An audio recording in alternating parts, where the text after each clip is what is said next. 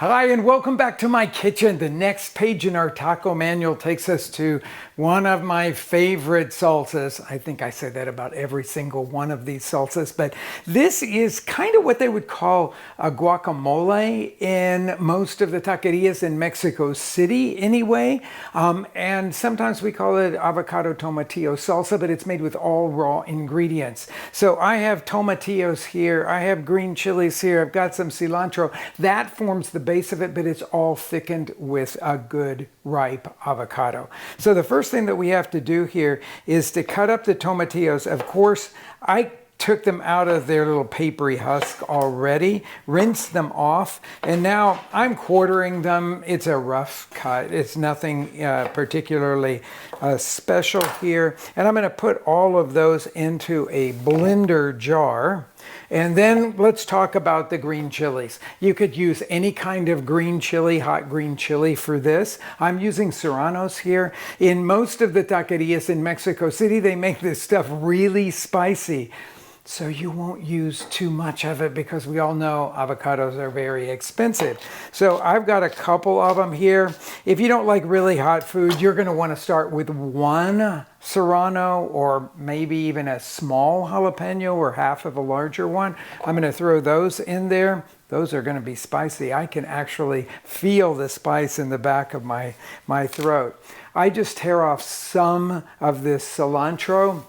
Give it a second tear and throw that in the top of it.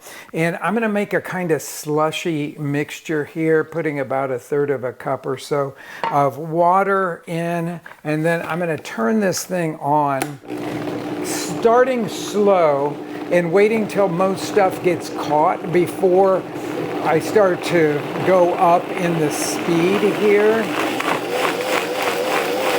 And kind of what I'm looking for. I don't want it to be too smooth. I mean, you could make this into a very smooth salsa, but I don't need to do that. I want to see little pieces because I like the texture of the not completely smooth tomatillos there. So we've got a ripe avocado here. Go around the pit, scoop the two sides apart, get rid of the avocado's pit, and then scrape the flesh here from the skin. And if it's a really ripe one, that will come very easily. Second half goes in here. This has got usually these Hass avocado skins are very tough, but this particular one feels a little bit softer than what I'm used to. And then we're going to run this machine again so that we can thicken that sort of puree of tomatillo and the other flavorings. And you'll notice that it just becomes beautifully homogeneous. This is so perfect to have with tacos because it's not like big spoonfuls of guacamole. It's like a salsa, like a Mexican salsa that you can put on top, drizzle over, say, carne asada that you have chopped up. Okay, so now I have to do a couple of things here. One is I have to season this guy, and I'm going to put some salt in it and then taste it and see if I have the right flavor here with that much. But look at the texture of this stuff. It's just so good. And all of the proportions are up to you. If you like it spicier, if you like more cilantro, you can add more of those things. Yeah. It's so good. It's so fresh because the freshness of the tomatillos and the freshness of the cilantro are just perfect.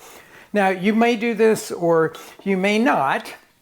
I like to take a little bit of white onion, chop it fine, and then rinse it off. That takes away all of the strong stuff that most people don't like about raw onion.